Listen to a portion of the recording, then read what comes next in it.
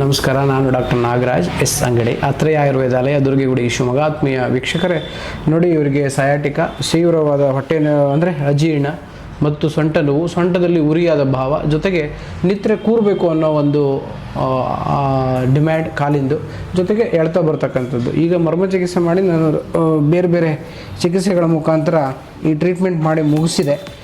ಈಗ ನೇರವಾಗಿ ಆರೋಗ್ಯ ಆಕಾಂಕ್ಷೆಗಳನ್ನೇ ನಾವು ಹೇಗಾಯಿತು ಅನ್ನೋದನ್ನು ತಿಳ್ಕೊಳ್ಳೋಣ. ಸ್ಟ್ರೆಸ್ ಮತ್ತು ಸ್ಟ್ರೇನ್ ಅನ್ನೋಂಥದ್ದು ಭಾಳ ಆಗಿ ಬಹಳಷ್ಟು ಜನರಿಗೆ ಸೊಂಟ ನೋವು ಅಂದರೆ ಕೂತ್ರೆ ಮಲಗಬೇಕು ಅನಿಸೋದು, ನಡೆದ್ರೆ ನಿಲ್ಲಬೇಕು ಅನಿಸೋದು, ನಿಂತರೆ ಕೂತ್ಕೋಬೇಕು ಅನಿಸೋದು. ಸೊ ಇವೆಲ್ಲವೂ ಇವತ್ತಿನ ಕಾಲದಲ್ಲಿ ಜಾಸ್ತಿ ಆಗಿದೆ. ಅದರಲ್ಲೂ ನಿಂತು ಮಾಡೋ ಕೆಲಸ ಇರೋರಿಗೆ ಇನ್ನೂ ಜಾಸ್ತಿ ಆಗ್ತಾಯಿದೆ. ಸೊ ಸೊಂಟ ನೋವಿಗೆ ಭಾಳಷ್ಟು ಕಾರಣಗಳನ್ನು ನಾವು ಎಲಿಸಿಟ್ ಮಾಡ್ತೀವಿ. ಅದಕ್ಕೆ ಒಂದು ಅಜೀರ್ಣ ಅಥವಾ ಮಲಬದ್ಧತೆ, ವಾತಾನುಲೋಮನ ಚೆನ್ನಾಗಿ ಆಗದೇ ಇರೋದು, ಲ್ಯಾಕ್ ಆಫ್ ಎಕ್ಸಸೈಸ್, ವ್ಯಾಯಾಮದ ಕೊರತೆ. ಇವತ್ತು ನಾವೇನು ಮಾಡ್ತೀವಿ ಅಂತಂದರೆ ಸರಿಯಾಗಿ ತಿನ್ನೋದು, ವ್ಯಾಯಾಮನ ಸರಿಯಾಗಿ ಮಾಡ್ತಾ ಇಲ್ಲ.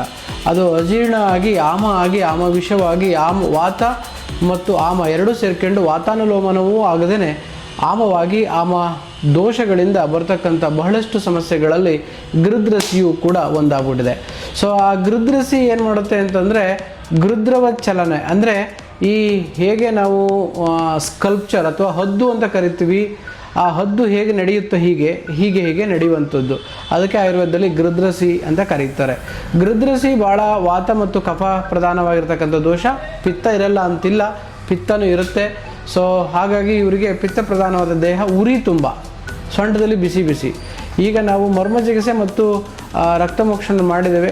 ಈಗ 5 ನಿಮಿಷದಲ್ಲಿ ಅವರಿಗೆ ಬದಲಾವಣೆ ಖಂಡಿತ ಬರಲೇಬೇಕು, ಬಂದಿರುತ್ತೆ. ಅದು ನಮ್ಮ ಚಿಕಿತ್ಸೆಯ ಒಂದು ನಂಬಿಕೆ.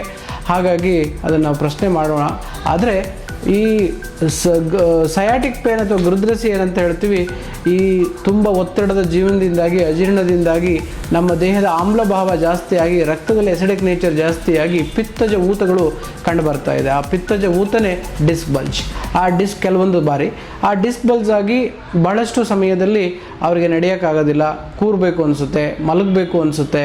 ಸೊಂಟದಲ್ಲಿ ನೋವು ಪ್ರಾರಂಭ ಆದರೆ ಹಾಗೆ ನಮ್ಮ ನಿತಂಬಗಳಿಗೆ ಪೇನ್ ಬರೋದು, ತದನಂತರ ಉರು ಅಂದರೆ ಈ ಥೈ ರೀಸನ್ಗೆ, ತದನಂತರ ಜಾನು ಅಂದರೆ ನೀ ಜಾಯಿಂಟ್, ತದನಂತರ ಜಂಗ ಅಂದರೆ ನಮ್ಮ ಕಾಪ್ ಮಸಲ್, ಹಾಗೆ ಗುಲ್ಪಸಂಧಿ, ಆ್ಯಂಕಲ್ ಜಾಯಿಂಟ್, ಹಾಗೆ ಪಾದ ಕ್ರಮಾತ್ ತೋದಹ, ಭೇದಹ ಮತ್ತು ಸುಪ್ತಿಹಿ, ಹಾಗೆ ಸ್ಟಿಫ್ನೆಸ್ ಆಗುವಂಥದ್ದು, ನಮ್ನೆಸ್ ಆಗುವಂಥದ್ದು, ರೇಡಿಯೇಟಿಂಗ್ ಪೇನ್ ಆಗುವಂಥದ್ದು, ಚುಚ್ಚಿದ ಅನುಭವ ಆಗುವಂಥದ್ದು, ಇವೆಲ್ಲವೂ ನೋವು ಬರುತ್ತೆ. ಅದಕ್ಕೆ ನಾವು ಗೃದ್ರಸಿ ಅಥವಾ ಸಯಾಟಿಕ್ ನ್ಯೂರೋಪತಿ ಅಂತ ಕರಿತೀವಿ. ಅದರಲ್ಲಿ 4 ಸ್ಟೇಜ್ ಬರುತ್ತೆ ಸಯಾಟಿಕ್ದಲ್ಲಿ. ಒಂದು ಬಲ್ಜ್, ಇನ್ನೊಂದು ಪ್ರಟ್ರೂಷನ್, ಮತ್ತೊಂದು ಎಕ್ಸ್ಟ್ರೂಷನ್, ಮತ್ತೊಂದು ಸಿಕ್ವೆಸ್ಟ್ರೇಷನ್. ಈ ಬಲ್ಜ್ ಅಂದರೆ ಸಣ್ಣ ಪ್ರಮಾಣದಲ್ಲಿ ಅಂದರೆ ಸ್ವಲ್ಪ ಏನು ನಮ್ಮ ಬಲ್ಜ್ ಅಂದರೆ ಏನು ಡಿಸ್ಕ್ ಇರುತ್ತೆ, ಅದರೊಳಗಡೆ ನ್ಯೂಕ್ಲಿಯಸ್ ಹೊರ ಬರದೇ ಸ್ವಲ್ಪ ಊತ ಬರುವಂಥದ್ದು. ಪ್ರಟ್ರೂಷನ್ ಅಂತಂದರೆ ಸ್ವಲ್ಪ ಇನ್ನೂ ಹೆಚ್ಚಿನ ಭಾರ ಹೊರಗಡೆ ಬರುವಂಥದ್ದು. ಎಕ್ಸ್ಟ್ರೂಷನ್ ಅಂದರೆ ಅದು ಈ ನ್ಯೂಕ್ಲಿಯಸ್ ಸೇರಿ ಹೊರಗಡೆ ಬರುವಂಥದ್ದು. ಸಿಕ್ವೆಸ್ಟ್ರೇಷನ್ ಎಲ್ಲ ಕಂಟೆಂಟ್ ಹೊರಗಡೆ ಬಂದು ಆ ಸ್ಪೈನಲ್ ಕೆನಾಲನ್ನು ಸಿವಿಯರ್ ಕೆನಾಲ್ ಸ್ಟಿನೋಸಿಸ್ ಮಾಡುವಂಥದ್ದು, ಅಥವಾ ಎಂಟೀರಿಯೋ ಪೋಸ್ಟೀರಿಯರ್ ಡೈಮೆನ್ಷನ್ ತುಂಬ ಚಿಕ್ಕದಾಗಿ ಮಾಡುವಂಥದ್ದು ಆಗುತ್ತೆ. ಇಂಥ ಕಂಡೀಷನಲ್ಲಿ ಸರ್ಜರಿ ಬೇಕಾಗುತ್ತೆ. ಆದರೆ ಆಯುರ್ವೇದದಲ್ಲಿ ನಾವು 1ರಿಂದ 3ನೇ ಸ್ಟೇಜ್ವರೆಗೂ ತುಂಬ ಚೆನ್ನಾಗಿ ಮ್ಯಾನೇಜ್ ಮಾಡಿದ್ದೇವೆ. ಸಾವಿರಾರು ರೋಗಿಗಳಿಗೆ ಅತ್ಯುತ್ತಮವಾಗಿರ್ತಕ್ಕಂಥ ಫಲಿತಾಂಶವನ್ನು ಕೊಟ್ಟಿದ್ದೇವೆ. ಯಾರಿಗೆ ಸರ್ಜರಿ ಮಾಡಬೇಕು ಅಂತ ಹೇಳಿದರೆ ಅವರಿಗೆ ಸರ್ಜರಿಯಿಂದನೂ ಕೂಡ ನಾವು ಪಾರು ಮಾಡಿರ್ತಕ್ಕಂತಹ ಭಾಳಷ್ಟು ಆರೋಗ್ಯ ಆಕಾಂಕ್ಷಿಗಳ ಮುಖದಲ್ಲಿ ಮಂದಸ್ಮಿತರಾಗಿದ್ದಾರೆ, ನಗುವನ್ನು ಚೆಲ್ಲಿದ್ದಾರೆ. ಅದಕ್ಕೆ ಕಾರಣ ಆಯುರ್ವೇದದ ಪವಿತ್ರವಾಗಿರ್ತಕ್ಕಂತಹ ಶಕ್ತಿ ಮತ್ತು ಅದರಲ್ಲಿರ್ತಕ್ಕಂತಹ ಒಂದು ಸತ್ವಭರಿತವಾದ ವಿದ್ಯೆ.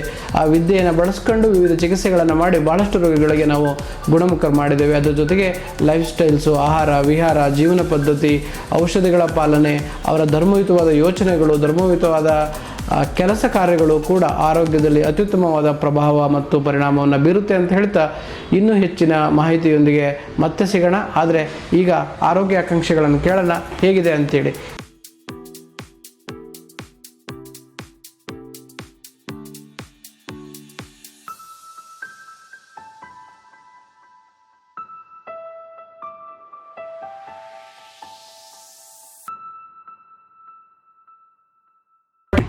ಅದು ಹೇಗಿದೆ? ಪರವಾಗಿಲ್ಲ ಸರಿ, ನೀವು ಅಷ್ಟೊಂದಿಲ್ಲ. 100ರಲ್ಲಿ ಎಷ್ಟು ಪರ್ಸೆಂಟ್ ಕಡಿಮೆ ಆಗಿರ್ಬೋದು? ಒಂದು 50-60%. 50-60% ಕಡಿಮೆ ಆಗಿದೆ. ಬಿಸಿ ಎಲ್ಲ ಸ್ವಲ್ಪ ತಣ್ಣಗಾಯ್ತಲ್ಲ? ನಾವೇನೇನೋ ಔಷಧಿ ಕೊಡಲಿಲ್ಲ, ಏನೂ ಕೊಡಲಿಲ್ಲ, ಉರಿತದೆ. ಅಲ್ಲಿ ಸ್ವಲ್ಪ ಚುಚ್ಚಿದ ಜಾಗ ಉರಿತು ಬಿಟ್ಟರೆ ಅಲ್ಲಿ ತಣ್ಣಗಾಯಿತು, ಕಾಲು ಹೊಗರಾಯ್ತಲ್ವಾ? Yes, thank you. ಏನು ಕೆಲಸ ಮಾಡ್ತೀರಿ? ಹೋಟೆಲ್ ಮೇನ್ ಕುಕ್ ಜುವೆಲ್ ರಾಕಲ್ಲಿ ಹೋಟೆಲ್ ಮೇನ್ ಕುಕ್ ಕೆಲಸ ಮಾಡ್ತಾರೆ.